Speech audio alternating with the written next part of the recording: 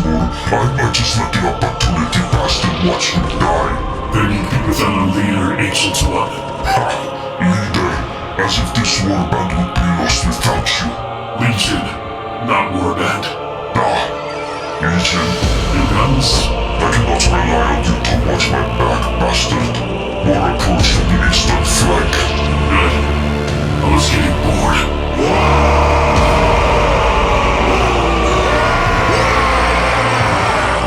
Come, break your back against the tower.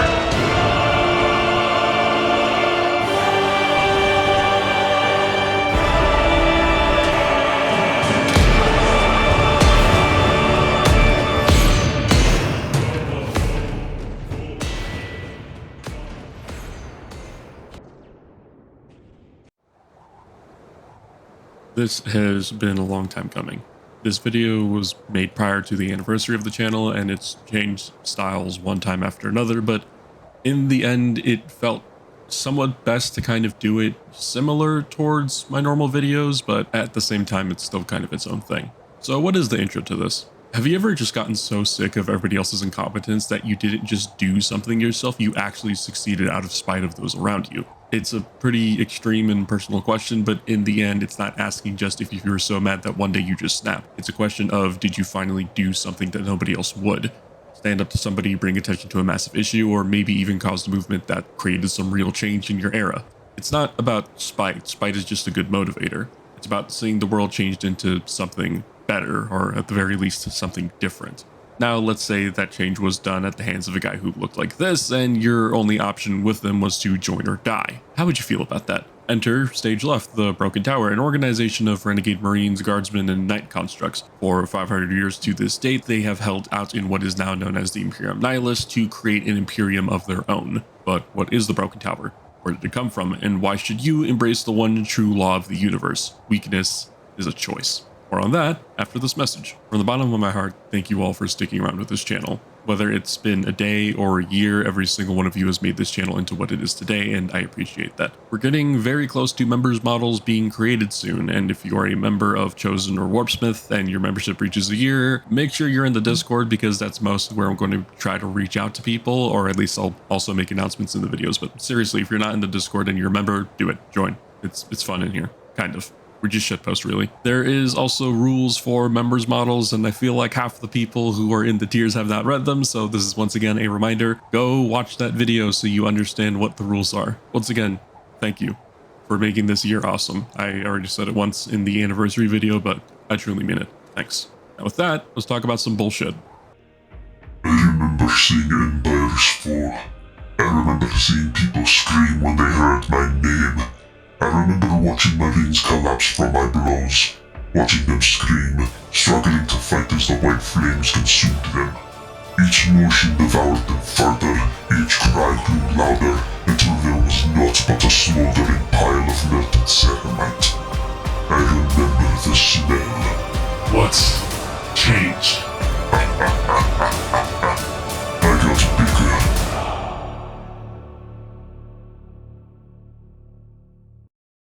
Alright, time to LARP like a fucking asshole, because that's just the theme of this entire faction. Before we can talk about the Broken Tower, we have to talk about this piece of work, Alaric, the Bastard of Maradona. During M34, well after the Heresy and the Great Scouring, the Chaos Legions ended up breaking into many warbands, and something known as the Dispute of Iron took place. A massive civil war between many Iron Warrior warbands and their allies. A majority of warbands fought alone, only to be destroyed, but not Alaric. Alaric was the Lord of Maradona, a planet that had bent the knee to his warband after the Great Scouring, where they ended up submitting to Alaric because he is a very massive fan of phosphex weaponry. For anybody who doesn't know, white phosphorus is one of the deadliest materials ever used in warfare, a material that ignites in the presence of oxygen, burning at around, I believe, 5,000 degrees Fahrenheit, is 6 to whatever it hits and can't be extinguished normally. You can dunk yourself in water, but the moment you come back up, it reignites immediately because, once again, it ignites in the presence of oxygen. Now, phosphex in 40k is so much worse. Described as one of the most cruel and destructive types of weaponry, Alaric became attracted to using it once he marked his warband for decimation after a failed campaign via phosphex. Astartes who were armored when fired upon, suffered slower, more agonizing deaths as the Phosphex destroyed the power packs first, leading to a shutdown of the Space Marine's power armor. While still somewhat mobile, the decimated Astartes could not fight back as the Phosphex found its way into the joints, melting through the undersuit and searing the flesh before it started dissolving it. Phosphex is referred to as creeping death sometimes, and it is theorized that Phosphex is the creation, and it has been theorized that Phosphex in its creation contains nanites, and its name comes from the trait that it is attracted to movement, meaning the more you struggle, the quicker you become engulfed in flames, as it uses your body and armor as fuel to burn you until nothing is left. Alaric is a big fan of saying only the winner decides what were war crimes, but for all of his brutality and destructiveness, it would only be a matter of time before the other warbands would turn on him. So Alaric called for an alliance between two other warbands. He was at least upfront and honest, and all three lords agreed that they'd betray each other if the Civil War didn't end by the time they killed all their enemies. Sadly, Alaric didn't take into consideration that betrayal would happen a hell of a lot sooner. During the planning stage of another assault, Alaric was shot by one of his own men with Phosphex weaponry, possibly as revenge for decimating his warband. Not knowing who was allied with who at this point, the fight became a full-on bloodbath as Alaric dispatched several Astartes himself, including the lords of the other warbands. Between the Phosphex round eating away at his armor and now his insides, as well as the wound he sustained from fighting in the free-for-all, Alaric was going to die. The issue is that Alaric didn't have an apothecary on standby because he decimated him. In an act of desperation to save his own life, Alaric bisected himself to save the rest of his body from the Phosphex consuming it, dragging himself towards the armory where he had a little side project waiting for him. This was well before the warp started to fully corrupt the legions and everything, as a matter of fact, at least for the ones who were not slaves to darkness. So during this time, Alaric, along with his warpsmith at the time, began constructing a dreadnought chassis that could be used more like a battlesuit. Now, just as his top half, Alaric, with the assistance of multiple servitors, as once again, he had decimated the warpsmith as well, Alaric interned himself into the experimental dreadnought chassis, only to emerge from his workshop when the traitors of his alliance came to ensure his death, for them to be flattened, crushed, and grinded to a pulp against the form of Alaric's new body. Alaric would go on to survive the Dispute of Iron, cited as being the only surviving member of not just his warband, but of the triumvirate that he had created. Now the sole survivor of 3 warbands, Alaric proved himself to be Iron Within and Iron Without, and was allowed to live. It's theorized that the Dispute of Iron was caused by Perturabo as he wished to rid the legions of any weakness that remained within them after the heresy, meaning Alaric was gauged against 3 warbands and was found to be the sole one sufficient enough to remain alive. This left Alaric, however, with no warband, no marines. All he had left was to scavenge what little he had on Maradona after the conflict. With his servitor cohort, the only constructs that he could trust, as servitors were basically incapable of betrayal, Alaric would board a minor vessel and begin a journey through the galaxy. After the engines had suffered catastrophic damage from a miscalculation taking the vessel through an asteroid field, it would be left adrift in space for some time. Alaric didn't know how long he was adrift for, but it was long enough that he interred himself into a great slumber, resting and waiting for either the ship to go hurtling into a star or to crash land on a planet, or to be discovered by whatever unfortunate soul came across him. This was the end of Alaric's story, for now. Do you remember the litany of the Magi? You mean the sermons from the madman you call a chaplain? Just answer the question, boy. Do you or do you not? Humor me. What if I didn't? Trying to get me to do your work for you again. Very well. I am a Magi. I am a feather in the eagle's wings, a living dagger plunged from the sky into the heart of chaos. I am a truth unknown, a scabbard unfilled, a son of the great river, and a defender of the people. You cannot kill me, for I walk among the dead. Come forth by day, and I will guide you home.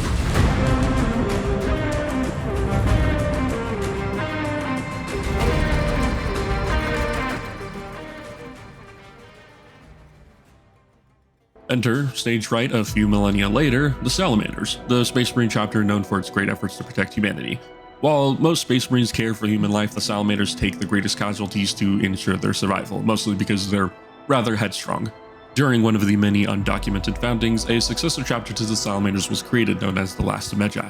Hailing from the desert world of Heliopolis Prime, what could only be described as an oasis planet, its planetary capital was the only settlement that housed any form of replenishable water. But the Last Magi were not interested in seeking out the men of the city to add to their ranks. Instead, a Marine sergeant was sent to the desert of Heliopolis Prime to search for aspirants amongst the hidden tribes.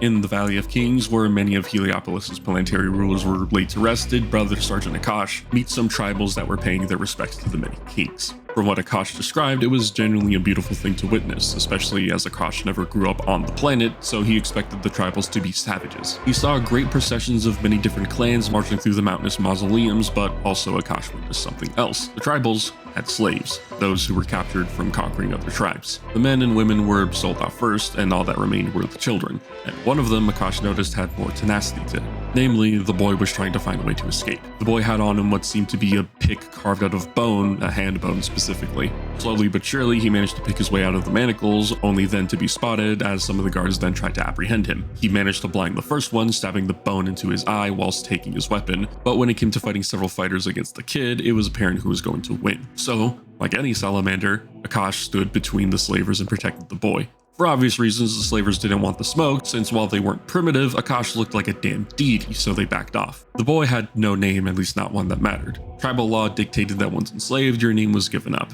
Akash refused to name the boy out of respect, telling him that when the time comes, he will find a name for himself. Without another thought, Akash took the boy in, and that boy became an Astartes. Proving his own worth in the scout company where he saved Akash's life during a fight against some orc commandos, the boy quickly rose through the ranks of the last Magi. However, there was a larger issue. Between being recruited at an older age than most aspirants, the boy had lived through a hard life and developed his own mentality about the world and life in general. And while the Salamanders taught the Promethean Creed, the last Magi failed to instill all of its teachings into the chapter as it was trying to find itself between being Nocturne and Heliopolis origins. This left the boy more time to dwell internally. The Promethean Creed taught duty, patience, loyalty, and worship of the God Emperor, but what the boy took more from it was self-reliance, awareness, endurance, and eventually the boy became a sergeant himself as his mentor Akash reached higher in the ranks and was brought into the first company. The two of them became distant. The boy, now a man, was rather reckless. He endangered himself and his squad more than others. He was very open about his critiques not of just his fellow Astartes, but of the Imperium itself. Nothing heretical, and many of the chapter turned a blind eye, but the feelings were still there. Eventually, the man became stationed on a hive world, defending it against an internal strife turned revolution, turned into a devastating defense. He ended up befriending a lot of soldiers there, particularly one squad that he ended up adopting into his own and protecting. Some came, some went, some died, some lived, but they all fought together against an enemy that had surrounded them. Just as it seemed that they were pushing them back, the band received an order from the rest of the chapter, relayed by the captain, to abandon the defensive as a planet near Heliopolis Prime turned out to be a Necron tomb world, and would require the entire might of the chapter to cut off the head of the Pharaon and disrupt the reawakening protocols, or else the Heliopolis system would become bereft of life. The man refused, but at threat of execution for treason, as well as the rest of the company leaving, he had no choice. In a moment of weakness, the man promised the squad leader that he would return to help their world. The world would be consumed by a warp storm after the last Magi had left. Unknown to the man and unknown to the Hive world, the revolutionaries were not just secessionists, they were also a chaos cult. And all the blood they spilled had fueled a ritual to plunge the world into the warp.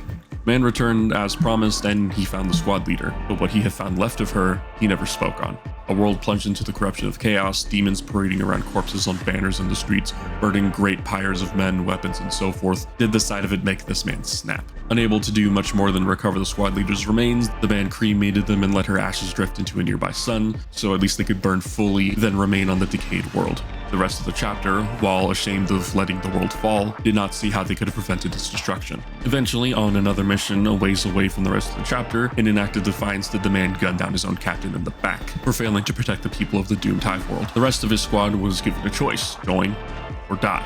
All but one did, and the other 9 proceeded to gun him down. At that moment, the man found his name, translating from High Gothic, a language that he was forced to learn when taken from his world and used to converse with the dregs of the Imperium. Did he call himself Diadium? And yep, that's where he comes from. Overly long origin story aside, Alaric and Diadium would meet some decades later. Diadium's squad, now renegade traders, eventually would find themselves at home on a planet called Borealoth. Unknown to them, this desolate world housed an ancient survey outpost from the Dark Age of technology, and even more unknown to them, Alaric found it first. Having crash landed on the planet, the Dreadnought had begun efforts to rebuilding a warband once again, recruiting Marines, pulling in some semi-owed favors from Fabius Bile due to a few jobs that he helped pull off for the Spider. Alaric began constructing his warband once more, and it was not a good time. We were a meat shield division. They called us the sandbags. We were meant to go in, die, there'd be cover for the rest of the warband. Learned fast that surviving wasn't enough. It would be just one battle after another. We were all expendable in the end. So I thought back on my old training, and I tried to bring my brothers home. I learned their names, their strengths, their weaknesses. I learned how to make 10 Marines fight like 100, and I made 100 live and 1,000 were expected to die. The sandbags reminded me of what I had learned long ago. If you give a man a weapon, he'll fight for his life.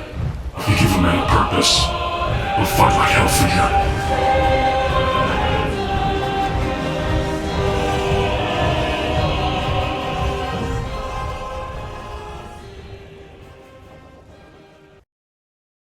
After the Dispute of Iron, Alaric had grown rather paranoid, distrustful, and somehow angrier than normal.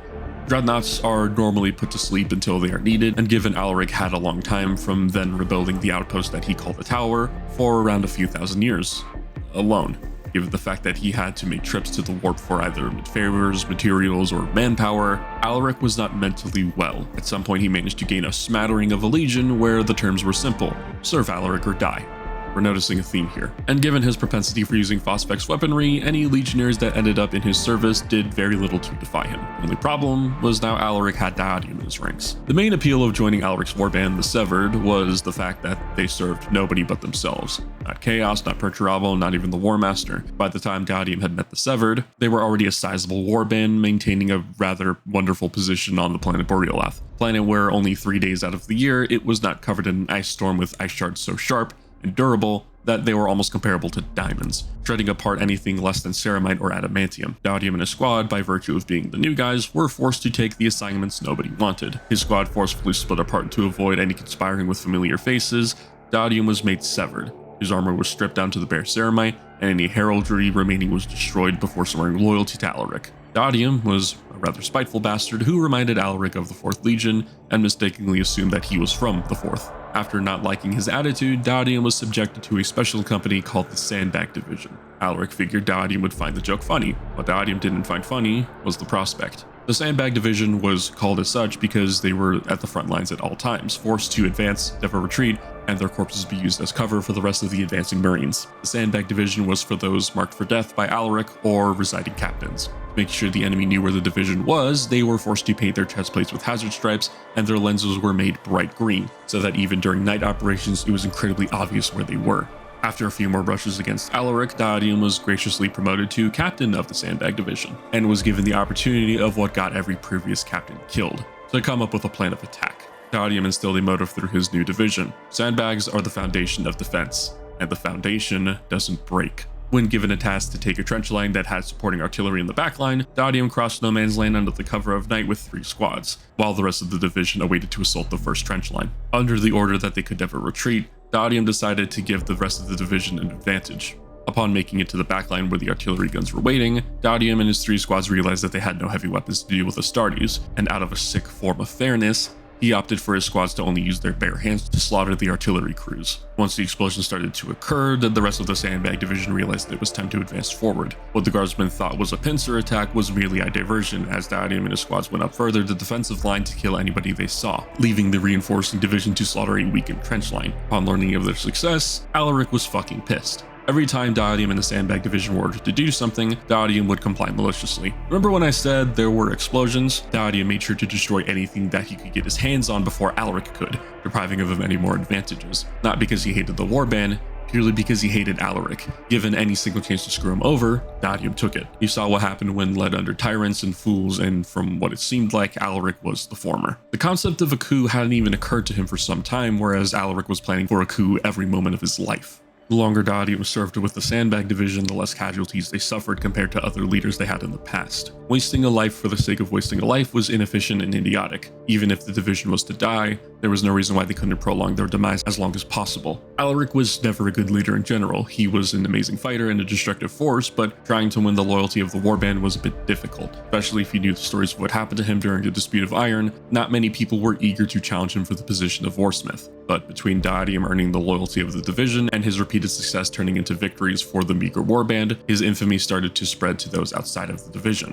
Gaudium himself was never much of a cult of personality, at least self-admittedly. He was very neutral in terms of conversing. His normal self didn't inspire the men, but it's what he managed to do with as little as he had that made him recognized amongst the other Astartes. This eventually led to Gaudium doing something that not a lot of people would have tried themselves. He undermined one of Alaric's campaigns by doing exactly what he wanted. Gaudium wanted to prove that he was the better commander than Alaric. Not that it needed much more convincing, but during an assault against a moderately defended fortress monastery of a marine chapter now lost to time, the sandbag division was sent in first as per Alaric's orders and made to maintain their forward position, but not advance. In essence, they were to sit there, absorb fire, and die. Due to the nature of the planet, one of the officers in the divisions surmised that the planet had caverns just beneath their feet, and as they would be a good distance from Alaric, Gaudium guessed that Alaric would not be able to tell the difference between them being wiped out by artillery or falling into a cavern.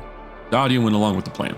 They advanced forward, took casualties, and when finding a weak spot in the earth, did the cavern open up. The dust and confusion did the sandbag division funnel into the caverns below, where they would do as ordered and hold their position. When Alaric retrieved no transmissions back, he assumed Gaudium was killed and went forward with his plan. The bigger issue being that Alaric did not know of the caverns, as well as the sandbag division hadn't fired a single shot against the fortress to weaken their defenses. They just sat there and took the fire and just waited for an opportunity to take cover, leaving Alaric and the rest of the Severed in a kill zone, tearing them apart. While Gaudium didn't like wasting lives, if the men died to finally rally everybody against Alaric, he saw it as a necessary evil. Upon being forced to retreat, as their own siege weapons weren't enough to do anything against an undamaged foe, Gaudium and the rest of the sandbag division returned to the lines. Alaric obviously had some choice words to say to Gaudium, more akin to, "Hang that now! I got the rope right here!" For once, Alaric's idiocy put him on the back foot, prompting Gaudium to call out Alaric in front of everybody. He failed to scout the planet and check for the near-surface caverns. He failed to properly assess the firepower of the threat, and worst of all, his plan to get the sandbag division killed failed. All he got killed was actual members of the warband. In Gaudium's own words, "You are a failure. You failed to assail worlds without the leadership of your so-called lessers. You failed to wrestle control over the warband without fear of execution, and you are a failure yourself. The warband is terrified of a man encased in dreadnought armor when they should pity half a man trapped inside of his own coffin. Killing you would be a mercy to everyone." This sent Alaric from thoughts of execution to killing Gaudium himself. The long and the short of this duel, if you can even call it that, was Alaric's over-reliance on Phosphex weaponry catching him in his own blasts, while Gaudium managed to either take cover or narrowly evade most of the blasts. With enough Phosphex eating away at Alaric's armor, it left an opening, firing off a few bolt rounds into the weakened plate, revealing the up-armored sarcophagus. While Alaric braced himself to take a few shots directly, they never came.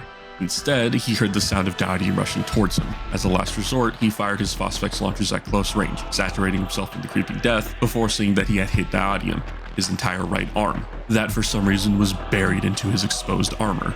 Inside of his own chassis, very close to the sarcophagus, he could hear not the sound of a frag grenade or a crack grenade, but a melt-a-bomb priming and detonating inside of him. The exchange destroyed Gaudium's right arm, the Phosphex that had coated it, and threw what remained of Alaric out of his own dreadnought. Barely alive, a mangled corpse of a man, Gaudium looked down at the stump of a being, then left him be. Better to force Alaric to live with his own failures than reduce himself to the same rage that made him a tyrant. Alaric was forced to live, put on life support in a spare sarcophagus while Gaudium with one arm tore a banner that once flew over Alaric's camp and wore it like a cloak, leading the entire warband to assault the fortress monastery. In the last moments of the forgotten chapter master's life, the surviving members of the warband heard an exchange between him and Gaudium. The chapter master said, "You were once one of us. You wear armor stolen from the dead, a banner of traitors upon your shoulders. You butchered your brothers, you broke your oath, you reduced yourself to this. You are broken." To which Gaudium replied, "Not broken, reforged," allowing the warband of the Severed, now known as the Reforged, to beat the chapter master to death while the gene seed from the fortress monastery was stolen to bolster the warband's strength. Upon returning to Borealoth was the tower, once a monument to the shadow of Alaric's old legion. It was renamed to the Broken Tower. While broken, it still stands, and it stands ready to be reforged into something greater. Gaudium would order that Alaric's armor be repaired, if not entirely remade, and Alaric himself kept alive. While Gaudium hated Alaric, he was no longer in charge. The warband backed Gaudium, so it was his first few decrees that he ensured Alaric would live to serve the warband further, making sure that only his servitors tended to him, while only trusted members of the Reforged would guard his room, as he was put through hundreds of surgeries and interred back into his armor. Alaric was no leader, he was no warsmith, not anymore, but his presence on the battlefield was a terror, and Gaudium would give Alaric the freedom to do the one thing that he could never do as a leader: kill everything. Sent out to the front lines with men he handpicked, Alaric begrudgingly serves the tower only so long as his sadistic lust for killing loyalists is satiated. Daudium never runs out of targets for Alaric the Tyrant. My lord, the Imperials approach the tower. The Warsmith and his fleets are not answering our call for aid. We are on our own. Fear not, brother. Your worries are unwarranted. This is our chance to test my new defenses. Attention, brothers and sisters. The might of the Imperium bears down upon us. Many of us will die, but for every Marine that falls, kill 10 more. For every mortal that falls, 100 more. Aim for the skies as I have been tear open to swallow us whole into fine flames. Help is not coming. There is only an infinite storm of nothingness.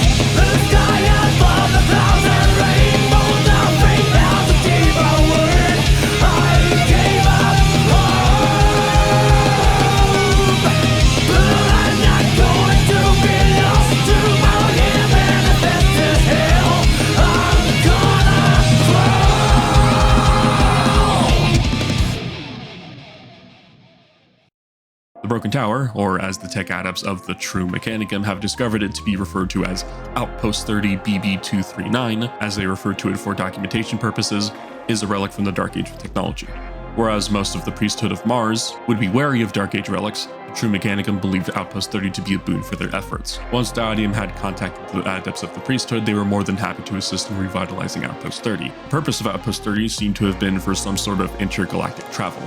From what the adepts were able to surmise, Outpost 30 was the start of many intergalactic highways or networks. A majority of the data was theoretical or corrupted, but it seemed to be a precursor to warp travel, perhaps something even more reliable. In the end, the facility proved to not be able to endure the harsh storms Brioloth threw at it, prompting for a centuries-long effort to finish the tower where Alaric had let it decay. Finding themselves in the center of the continent that the warband jokingly referred to as the habitable zone, given the rest of Borealoth was somehow worse, the majority of the tower was situated underneath the surface of the impossibly tall and long mountain range that split the continent in half. What was labeled as just an observation post revealed hangars, bunkers, barracks, and stranger still, a far more sophisticated system of void shield generators centered around what was the highest point of the Broken Tower to protect its many facilities. The tech adepts theorized that what was omitted from the official logs of Outpost 30 was its true purpose, acting as a staging ground for a larger force and garrison to attack from. But what enemy was humanity fighting long ago that warranted them to take refuge on a planet that would rip transport ships asunder?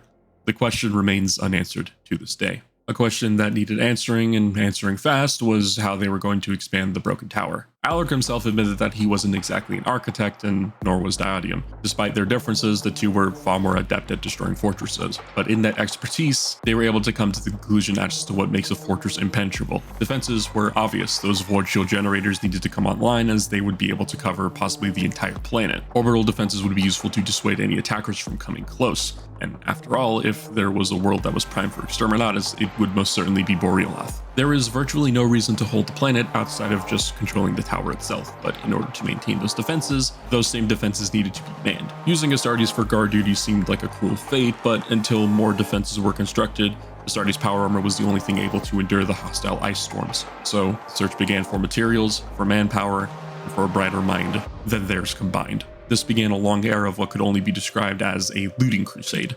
The Reforged would throw themselves at the planet, kill the populace, recruit anyone useful, and take everything useful before leaving. There was rarely ever a reason to utterly destroy a world or conquer it when their own base of operations was in disrepair. Scribe Serfs reported that during this era was the unofficial founding of the Unbound, as many mortal agents joined the Broken Tower, albeit in the capacity of serving as workers and serfs for more highly regarded Marines. Daudium himself having what could be described as a remembrancer in nature, albeit given his age and the age of the Broken Tower itself, not to mention the hazards of the occupation, he has gone through plenty of said serfs. After multiple engagements, the band of the Reforged would eventually run into a splinter warband of the Emperor's Children. What their name was ended up being lost, as Daudium's serf that joined him unwillingly during an ambush became a son of Fulgrim's shoulder cape. Due to their coloration and insignias, the band of the Reforged was mistaken for the Iron Warriors themselves, believing the Sons of Perturaba had came for vengeance, and the splinter warband opted to shoot first and ask questions never. While the assailing warband was fast and had the element of surprise, the tenacity and stubbornness of the Reforged proved to be enough as they started to push them back towards their defensive positions, a manufactorum that had long since been abandoned,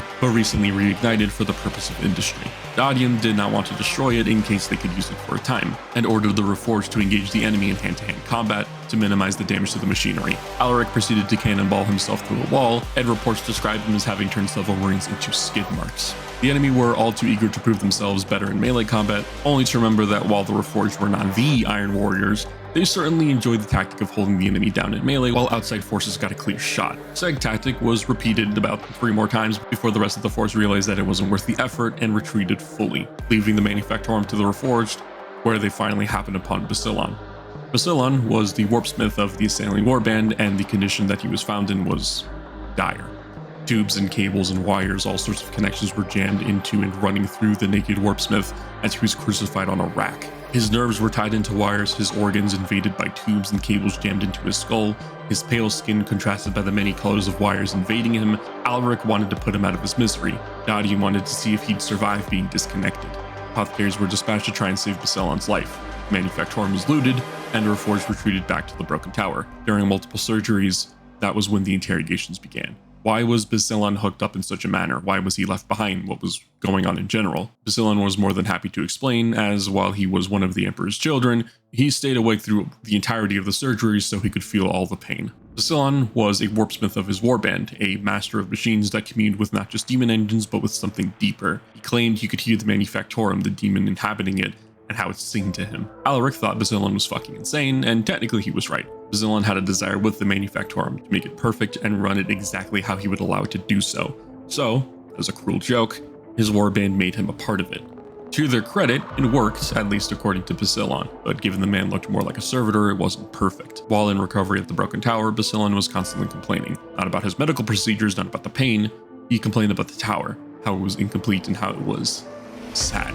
Phrasing didn't make sense to Alaric or Dodium, but the latter decided to try and humor him. When Basilon was recovered enough to walk, he would make comments. Like a white blood cell exploring a body, he pointed out flaws and potential upgrades that could be done to the tower, section by section. When asked by Alaric and Dodium how he knew so much about fortifications and ancient technology, Basilon offhandedly mentioned that he was garrisoned with a Dark Mechanicum during a battle against the Imperial Fists. Not only did he absorb a lot of knowledge of systems from the Mechanicum, but in his professional opinion, nobody knows how to make fortresses like the Sons of Dorn. Alaric wanted to beat Basilon's head in after hearing that, but Dodium held judgment until he showed him one last thing. The old void shield generators left in disarray, unpowered and stopping most of the tower from being protected from the harsh ice storms of the planet. Upon seeing one of the generators, which the tech adepts allowed at the tower tried to power on and failed to do so, Basilon knew exactly what was wrong with it. Allowing him to direct the tech adepts, it was proved that Basilon was right. When asked once again, he claimed that the fortress could speak to him. With enough evidence, as we'll call it, mounted, Dodium asked Basilon if he could improve upon the tower and what he could do. In Basilon's own words, he claimed, "Anyone can build a wall. Few can make a fortress. Fewer can make heaven itself. I intend to make something greater than heaven." Over the course of 100 years, Basilon had constructed the Broken Tower from something that was a sizable ancient outpost to a 1,000-mile spanning fortress of tunnels, bunkers, gun batteries, and best of all, the shields, able to expand or contract their range, allowing for the possible future of a planetary shield generator, rather than just one to protect the tower. Basilon was made chief engineer of the tower at the start of his tenure, later made into the architect of the Broken Tower, and for his services not only being inducted into the Inner Circle, but also given a jet bike that he dubbed Shieldbreaker. Nothing is done to the tower without his knowledge. Even the slightest modifications, from updating security systems to repainting a door, does not get past him, and many have found themselves at the end of his hammer for doing so. The tower may belong to Dodium, but its safety is Basilon's duty. The tower showed promise, and great things would come to pass. The future is uncertain, unless you can see it. The currents of the warp are troublesome. Hence the slow journey. The less attention we draw to ourselves, the better. Regardless, experiencing the currents allow us greater visions into the future. Then what do you see, Lord? Emanations. A spiral, no. A torrent. A current of the interior. But existing without. It casts a shadow, far and wide. The darkness smothered trillions of souls. It's not bereft of life, not dying. There's something within it. It stands against the assault of chaos. It's cracked, crumbling, built constantly. Underneath the etheric beginning is a foundation. While it breaks others against it. We have arrived.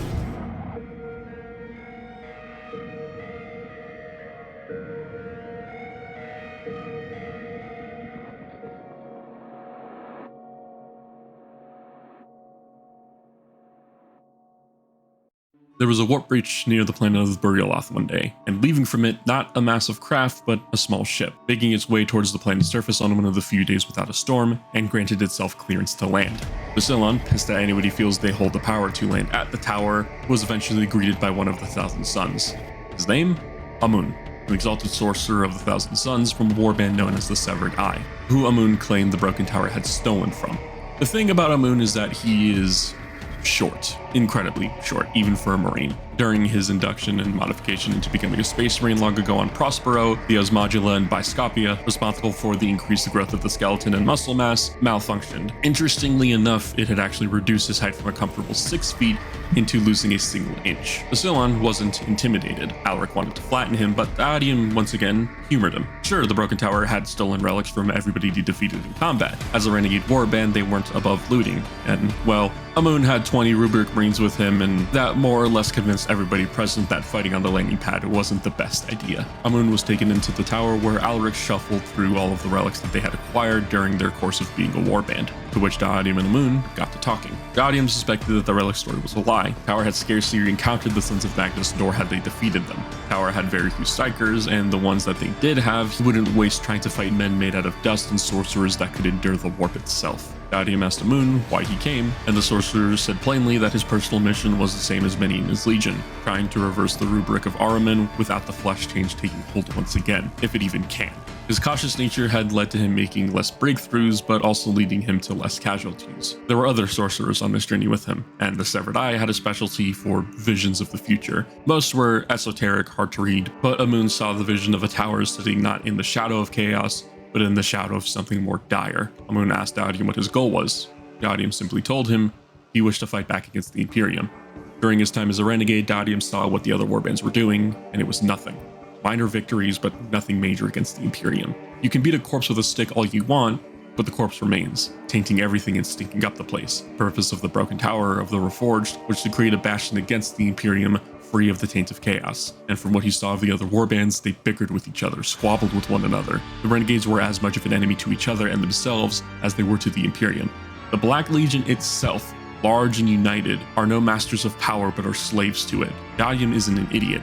Chaos corrupts. Chaos will win no matter what, but the damage of it can be minimized. Amun himself is an example of that. Power, when used cautiously and not ambitiously, can prove to be useful. Amun had not been corrupted by chaos. His Rubricae were held together by the warp, but not bound to it. Amun saw the tower sitting in the shadow, but Daodium disagreed. The tower was a foundation. Chaos is the weapon. It will be his ruin in the end, but he will make it so that it does as much damage as possible to the Imperium and lay room for his own creation to take place. What would that creation look like?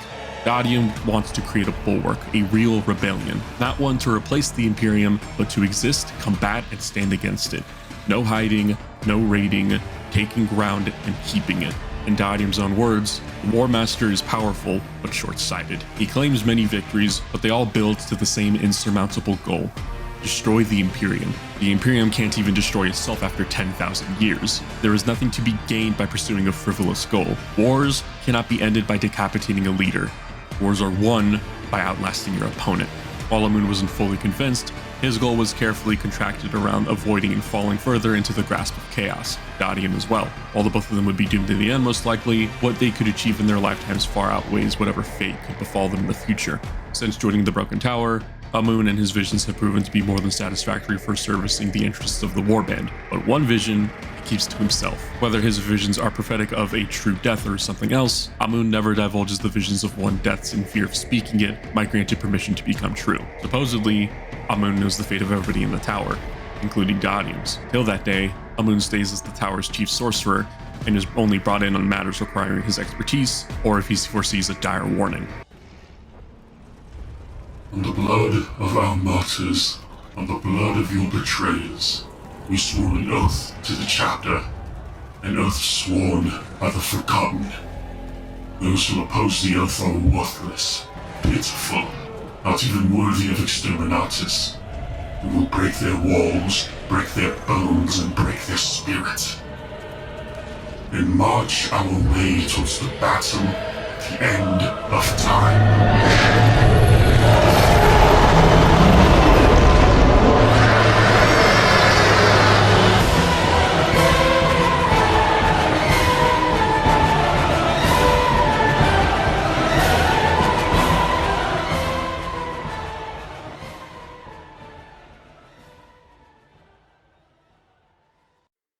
Due to Amun's precognitive abilities, as well as the rapid construction of the tower, becoming the marvel that we know of it in the modern day, did another vision come from the chief sorcerer. Amun spoke of a man who stood on an ashen hill, with a fire that burned inside of him brighter than the one that burned the world.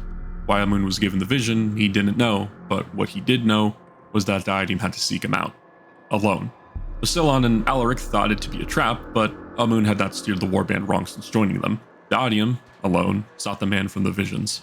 He was brought to a dead world, or at least a world on the verge of death. Its surface ash having been consumed by a flame that cleansed all life from it. Very few structures stood, and the ruins of an imperial cathedral were found.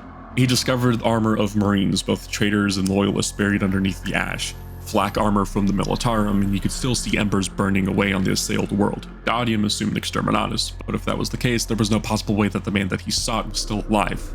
Upon reaching the cathedral, he saw a marine, knelt before a broken altar, his sword planted into the ground in front of him in reverence and prayer. The marine armor was not painted black, but blackened by the flames that consumed the world. Upon hearing the presence of Diadem, the marine rushed to attack, fighting with a power sword against the combat blade that Diadem had kept, since he wasn't exactly one for melee combat at the time. The blade the marine carried was special, a gemstone-like shine, a glass finish, but trapped inside of it looked to be a nebula. Gas in space before it became more apparent that the nebula was the warp itself. Having gotten a close look at the blade, as Diadem almost had his head removed from his shoulders, he managed to force the strange marine into talking by jamming the barrel of an inferno pistol into his neck.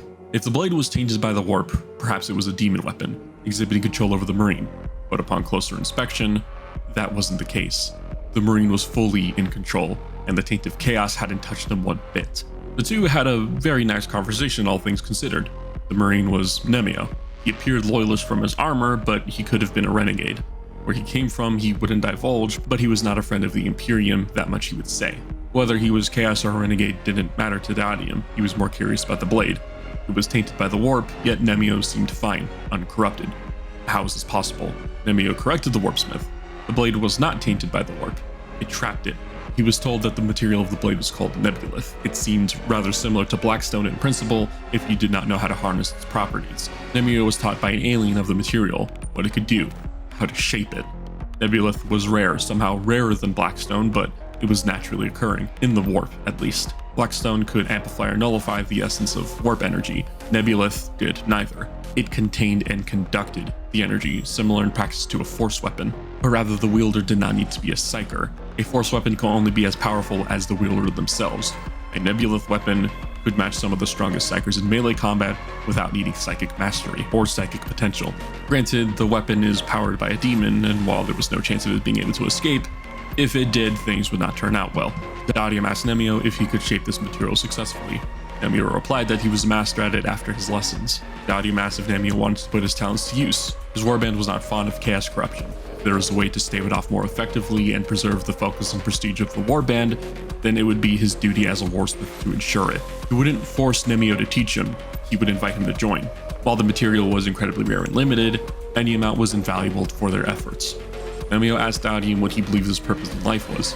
Diadem replied, to stand over the bleeding mess that is the Imperium, and to break out of the shadow of chaos and forge something greater than both. Nemeo called him naive. Diadem agreed, but he was at least doing something to achieve his dream. Nemeo was staying on a burned world. Better to try and fail than do nothing at all, right? Nemeo agreed, but had one specific request in mind. Nemeo was to be the only smith for Nebulith, not because he refused to share his secrets, but because when the time came to beat a demon into submission and force them into the weapon, he wanted to be the one to do it. Diadem granted his request with one of his own, the desire to see something like that happen. The two Marines came to an agreement, and the first weapon in the tower was crafted. What isn't known is what demon was used to power it, but in a joint effort between Diadem and Nemeo, the two helped craft a new weapon for the Warsmith, a Warhammer, its head crafted from the Nebulith and its housing shaped out of a profane attempt to recreate Aramite used by the Imperium. a golden alloy Nemeo called Nalarum. This metal would go on to be the same material used by the shoulder pads of the Reforged, and is colloquially known amongst the ranks as regicide alloy. After all the pieces of the weapon were crafted and put together, the Warsmith's Warhammer, known as What Remains, was crafted. Far more destructive than a Thunderhammer, lighter than a combat blade, the weapon itself is a paradox that can be used to extinguish life from whoever is struck by it. Nemeo would go on to create more Nebulith arms and armor for those of the Inner Circle, as more would come to join. Overlord, this is Trident 2-2 on approach to the target area. Roger that, Trident 2-2. We have eyes on you for fire support. Stand by to engage. Charges set. Excellent. Any final instructions? Yes. Try not to shoot each other. Was that actually a concern with this squad? Statistically. On your mark then. Very well. Remember, the first man through the door is the bravest. The second is the smartest. The third is usually the medic. That's not very reassuring. Reassurance is not among my specialties. Breach.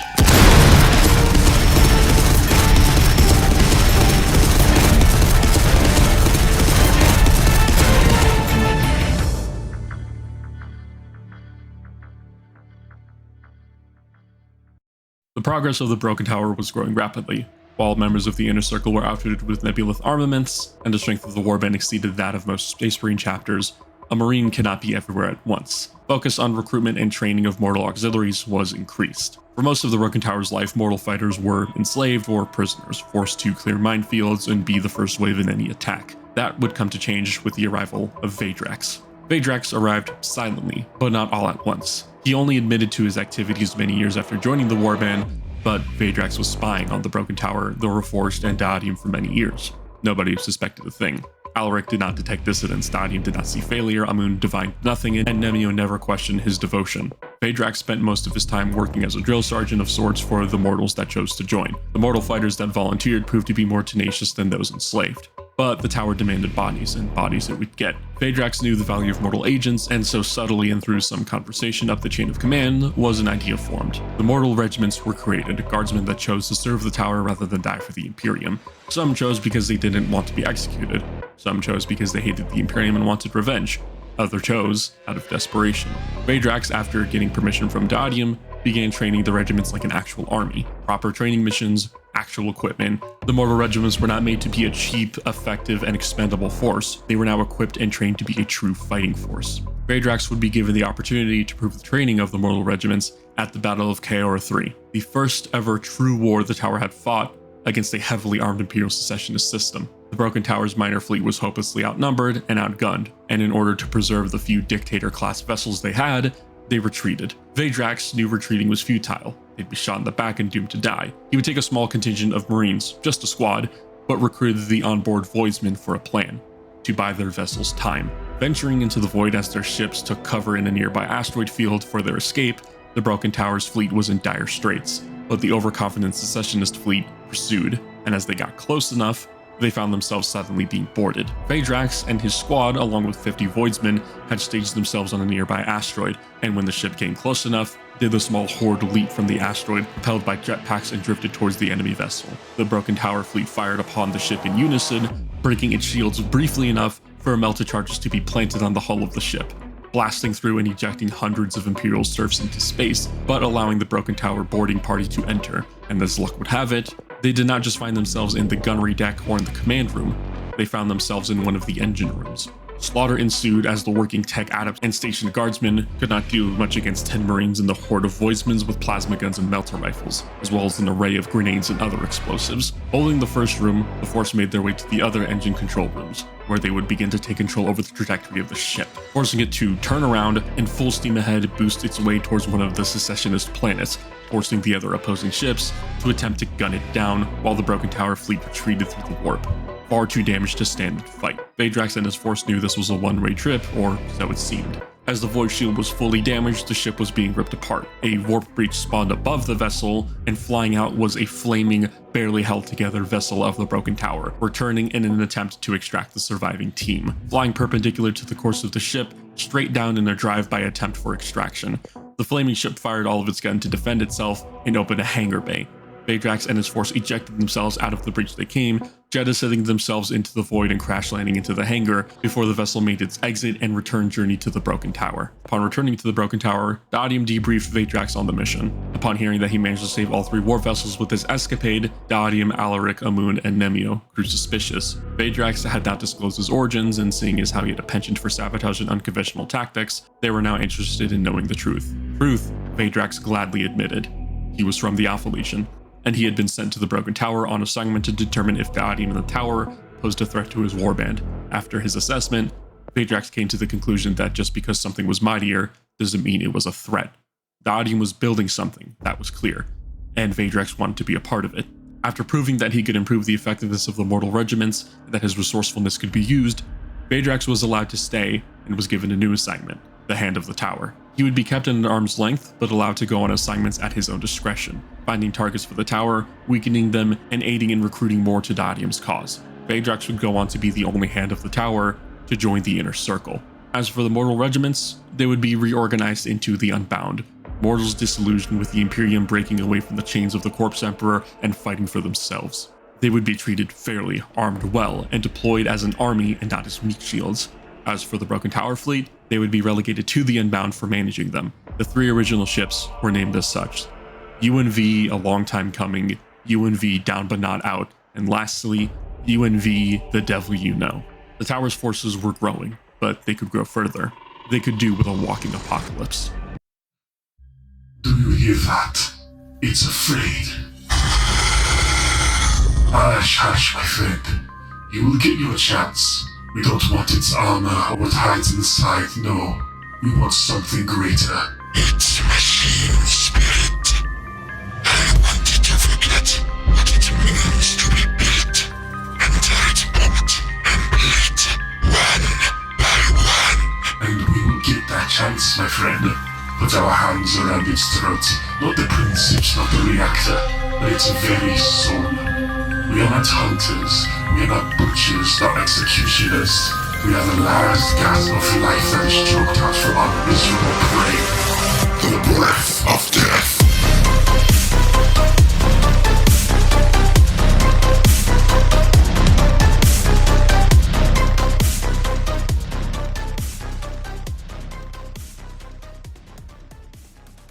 The Marines of the Warband had grown immensely.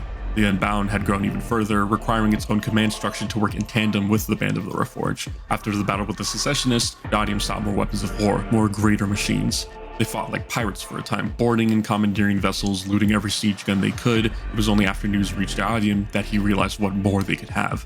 A demon engine was useful, and while Basilan could create them, true mastery over demon machines was not his specialty. But Amun found a man that was a master, a Lord Discordant, without a warband, but not without powerful allies. Drask Vong, once a member of the World Eaters, was divined to be on a system that erupted in war due to the presence of a Chaos Knight lance known as the Black Sabbath. An iconoclast household whose pilots have long since perished, their machine spirits commanded by their tortured souls to cause utter destruction. They followed Drask as he promised them glory or death.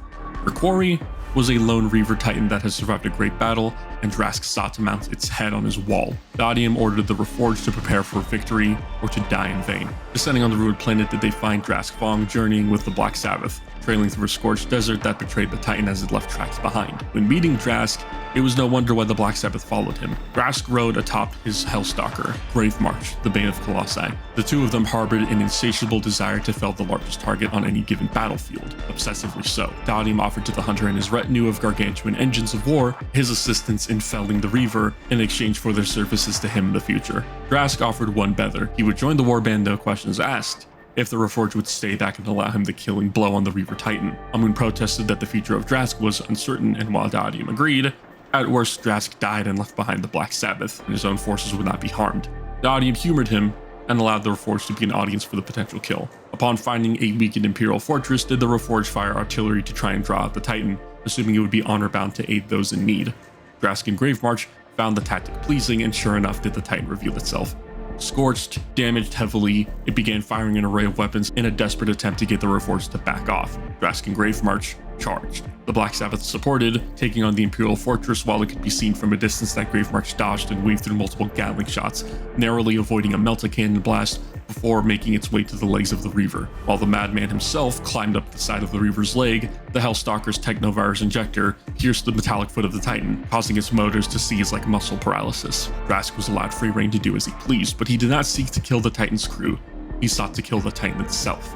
Rather than entering in the cockpit and ending things swiftly, Drask found his way towards the plasma reactor, ramming his chain glaive and causing irreparable damage to it, forcing a catastrophic failure where the reactor began to melt down. Drask, thanks to the covering fire of his allies, managed to leap off of the Titan and back onto Gravemarch, where the two remained, assuming that they would die within the explosion of the Titan. Amun, relenting but unable to allow the two to die, channeled his psychic might to drag the two through the warp, pulling them back out into the material plane beside him. Far from the blast zone of the Titan's meltdown, Drask and Gravemarch watched the great explosion of blue, destructive flame destroying a majority of the fortress's defenses. For saving his life, and most importantly, for saving Gravemarch, Drask extended his services to the Broken Tower. The Black Sabbath, impressed by Drask still being alive, remained in his service, and are now in service to the Broken Tower. The firepower of the Broken Tower increased with the trapping and maintenance of demon engines by Drask and the Warpsmiths learning beneath him, as well as the now combined firepower of the Knight Despoiler Warpig, the Knight Lancer Iron Man, and the Knight Asterius Black Sabbath itself. More of the iconoclast household remains in the galaxy, the Hand of Doom, Children of the Grave, and many others in states of disrepair, missing in action, or perhaps destroyed altogether. But if anybody can fix them, it is Drask Vong and Gravemarch. Drask still believes himself to be invincible despite the assistance from the rest of the warband. His overconfidence can be a bit overwhelming, but also acts as a great morale boost if you deploy with him. Drask will always seek the greatest threat, so you don't have to. While demon engines have now been put in service of the Broken Tower, much to Dadium's reluctance, he admits that the Forge Fiend has quickly become his favorite due to their overwhelming firepower against densely packed groups of fighters. The warband grows, but two more leaders of the Inner Circle have yet to be discussed. Kolgan appeared next. And that makes 9. Pity. I was looking forward to taking out an entire squad. You're still alive! Tell me, Hand, where do you think your sergeants ran off to? Closer than you think. We'll answer for these deaths, traitor. Throw yourself right at me. Good. I like this. Let's see if those new organizers hold up to the old ones. Show me a good time, Scrap.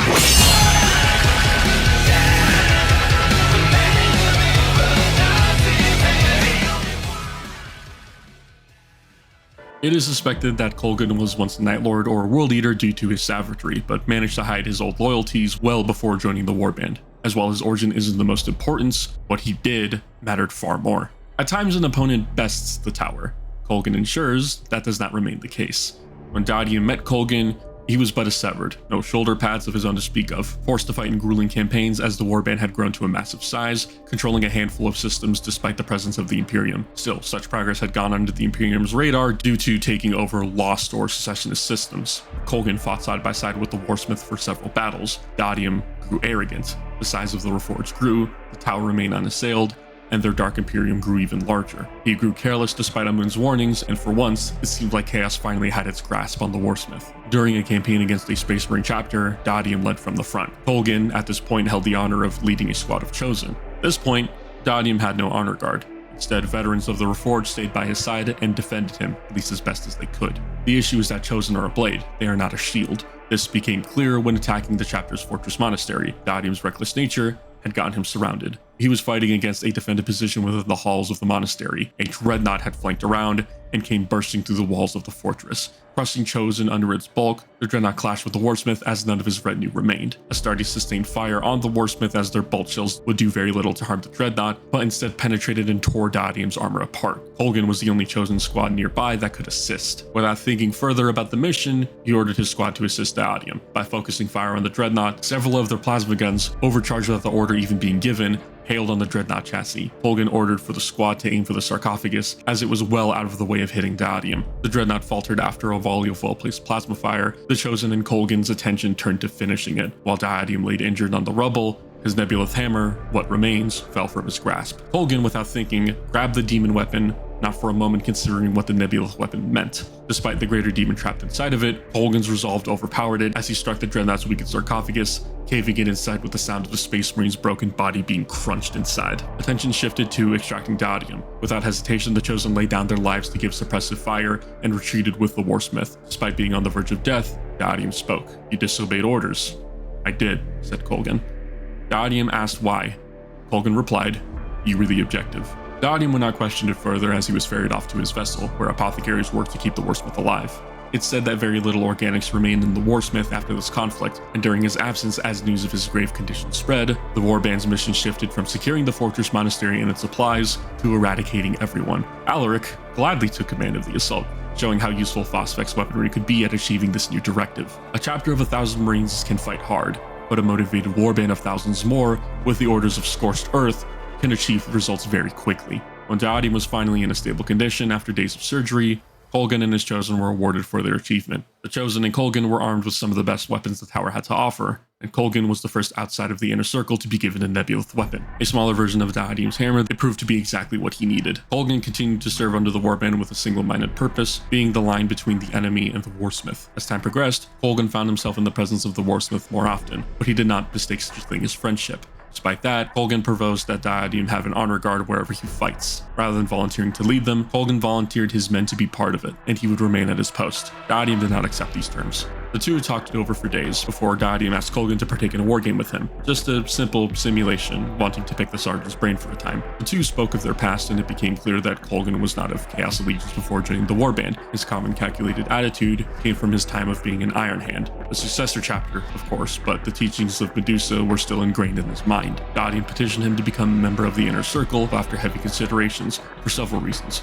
Colgan's determination to uphold orders, but go against them whenever a greater objective needs to be achieved, was admirable. If he was once of the Iron Hands, he understood pragmatism and its uses for the Warband, but he would not let it blindly guide him. And lastly, Colgan ended the wargame early. Dadium made several key mistakes during the game as an opening and a trap to test what mattered to Colgan more, proving his prowess or proving his character, either blindly following to eradicate his enemy or knowing when the battle was won or lost and ending it as so. Colgan was made a member of the Inner Circle and began his work on organizing the final line, Terminator Honor Guard that would protect Dadium when needed. Due to being trained under Colgan, the final line does not question his orders. They do not retreat. They fight, they die, and they ensure the safety of the Warsmith. From then on, Dadium remained more cautious in battle as to not needlessly endanger his men. The last member of the Inner Circle to join came at an unsuspected time, a time that would propel the Broken Tower and the Reforged into a greater light.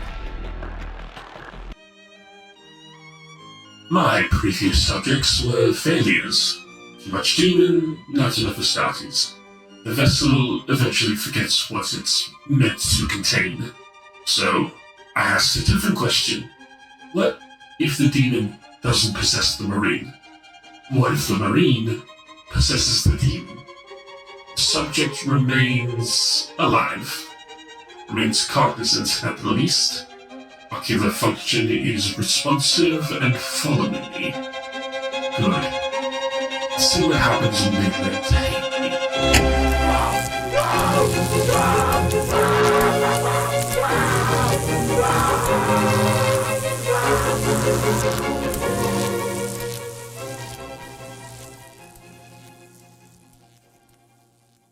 Halloran was one of several apothecaries that operated on Dadium while he was grievously injured after the failed assault of the Fortress Monastery. Due to the nature of the Warband as they trafficked with demon engines, some of the members of the Warband began to corrupt, sometimes becoming possessed. Protocol of the Broken Tower officially is to kill any Astartes showing signs of possession. Mutation could be severed, possession could not. Halloran was once an apothecary for the Wordbearers, so his views on possession were much less combative.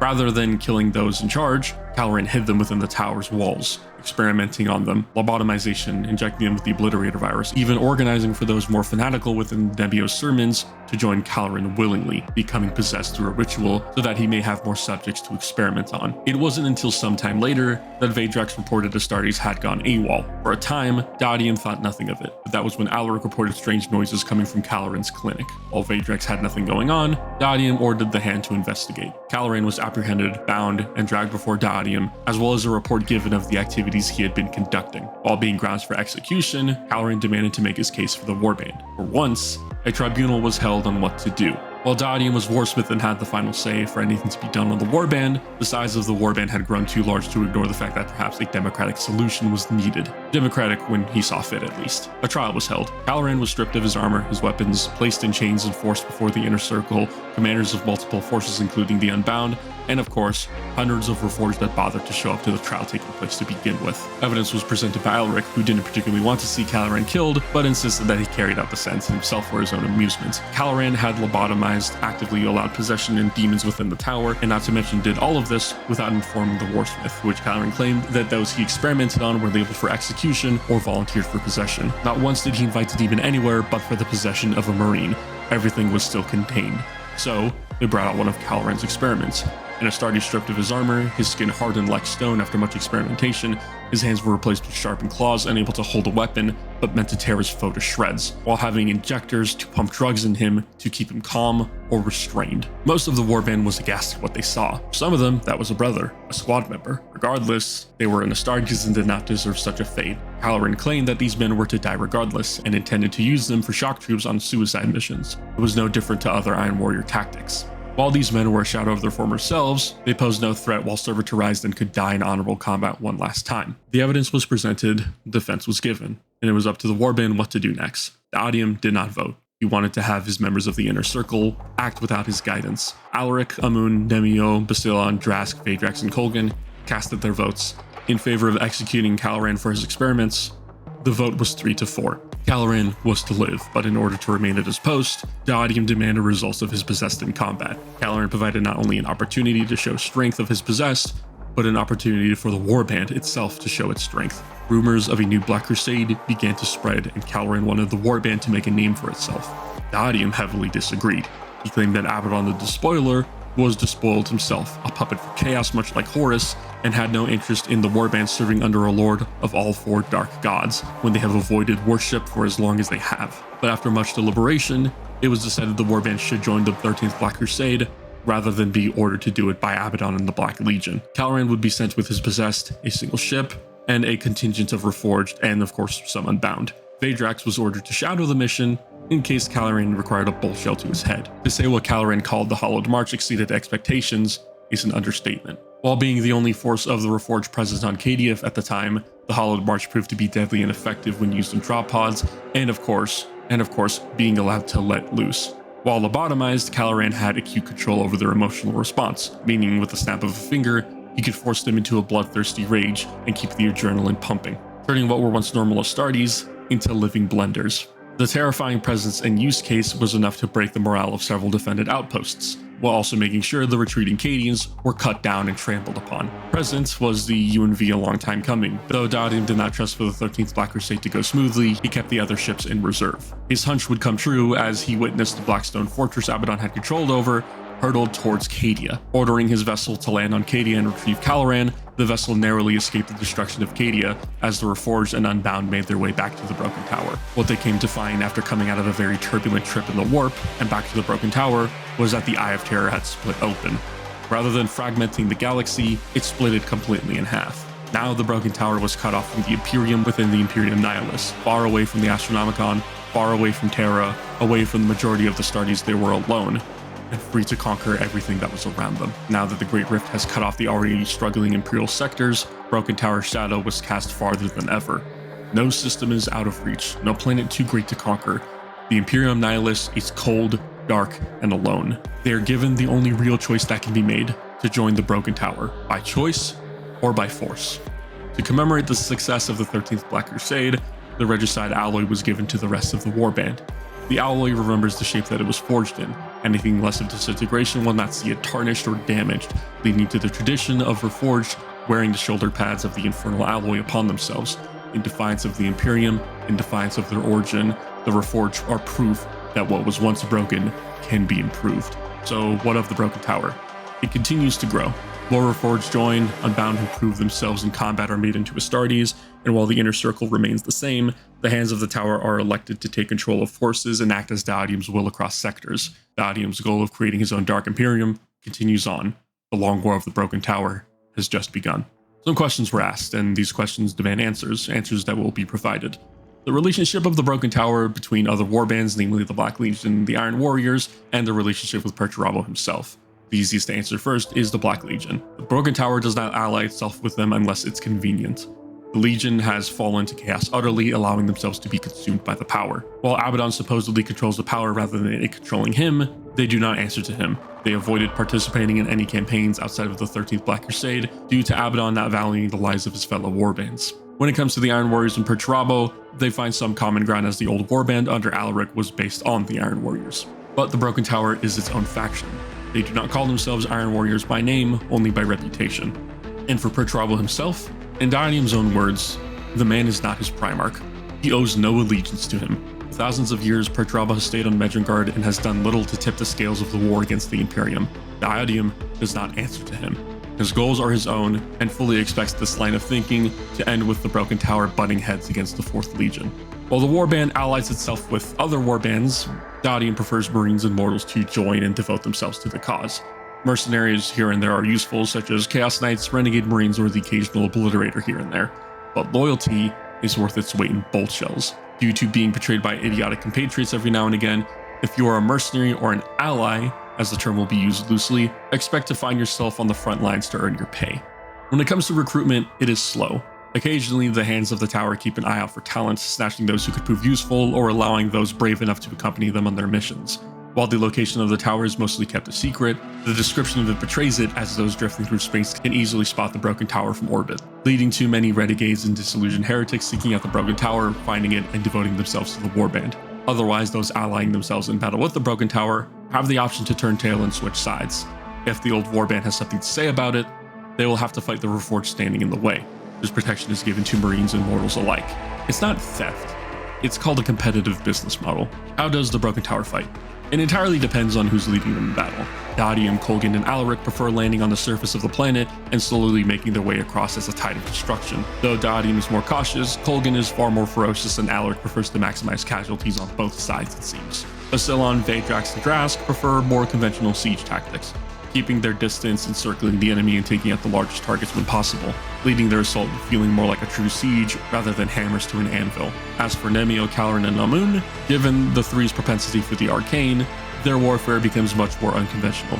Nemeo prefers hordes of fanatics, Caloran prefer hordes of demonkin, and Amun has already predicted how the battle will end and will see to it that the most appealing future is achieved. Demon engines, tanks, and heavy infantry are preferred by the Broken Tower. Due to their fights against multiple Marine factions, both Chaos and Loyalists, they utilize an abnormal amount of Terminator kill squads and either tank crews or demon engines to destroy heavier targets. Due to their constant war against the Imperium, they prefer weapons that can kill Astartes much more easily. While their tactics vary, if you are fighting the main force, this is what it looks like. What of the members of the Inner Circle? How do they deal with each other? Amun maintains his staunch belief in Diadem remaining as the warband's leader. Beyond him, he is rather distant with others. They take great pleasure in teasing him, cracking the collected demeanor of his when they can. Sometimes it is good for Amun to remember that he has brothers now. He takes great interest in the fact that he has seen the deaths of all of the Inner Circle in his visions, but not Vaedrax. Alaric couldn't give half a damn of what the others think of him, given he was once a warsmith, but not once has he ever tried to usurp Diadem, knowing that because of his existence, the Broken Tower is this way because they met. He has formed an unlikely brotherhood with Draskvong and Gravemarch, due to the three enjoying causing untold destruction on the biggest target. Drask reminds Alaric of what he once was when he was still flesh. Nemeo maintains sermons about the Dark Gods and mostly about the inevitability of chaos winning, even if Diadem is against it to this day. So long as worship does not end in rituals, the Warsmith could not care less. He claims that each member of the Inner Circle is a champion of the Dark God, they just deny it. He has since formed a relationship with Caloran after learning his interest in Possessed. The two speak on philosophy a lot during their downtime, Amun occasionally joining in. Basilion. Nobody likes Basilion, or at least they won't admit it. Loud, boisterous, and has a penchant for blasting ancient war hymns during invasions of the Broken Tower, he is the architect and the final authority on what happens to the Broken Tower. Oddly enough, Alaric has been noted to enjoy some of the music Basilion plays during the defenses. He just wishes there was more variety. Draskvong and Gravemarch are an inseparable duo. Rarely do they care much for anybody aside from themselves. He is a bit sour when it comes to Kolgan due to the two getting competitive about their kill counts during a few engagements and some alleged kill stealing. Somehow, Gravemarch ends up being the mediator between the two until Diadem threatens to kill them both with his hammer. Vaedrax, despite his mysterious nature and ties to the Alpha Legion, remains laconic in the same way that Kolgan does.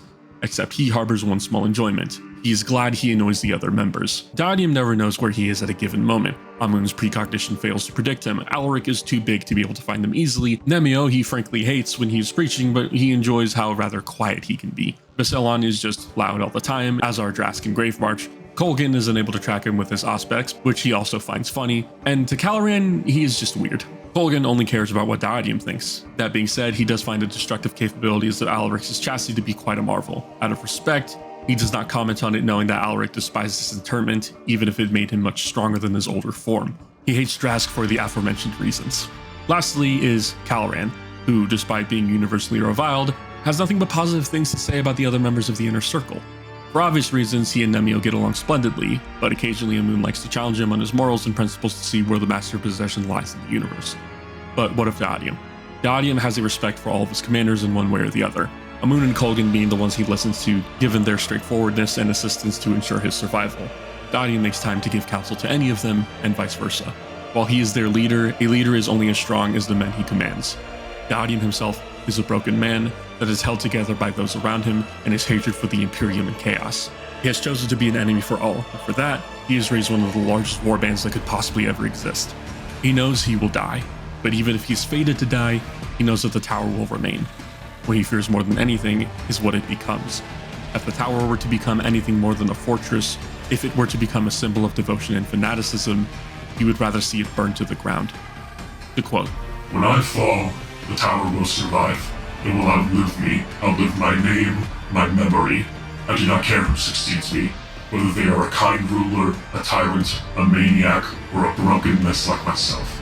This place was never a symbol. It was a crucible that tempered and tested the metal of those who stepped inside of it. The Reforged are forever my greatest achievement. What I have done here cannot and will not die with me. Let the one who comes after forge demons into men, take the broken and make them whole. Let them bend and break the horrors of the galaxy to serve us and not the pretenders that call themselves gods.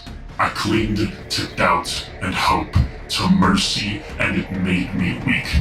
My greatest fear is that when I die, the idea of the tower will be lost and become some sort of unholy monument where men praise my legacy. Do not mourn me when I die. Do not weep for me. Do not pray for my return. Ensure the tower survives. Ensure the warband survives. Because despite the anger and pain that eats away at me every day, I have to hope that when I'm gone, it wasn't all for nothing. Even when I abandoned hope, I found it burrowing into my chest despite the fact that I may never see the tower at its highest. I have to hope that someone does. Hope. It's for the weak. And I'm still not strong enough to deny it. Thanks for listening.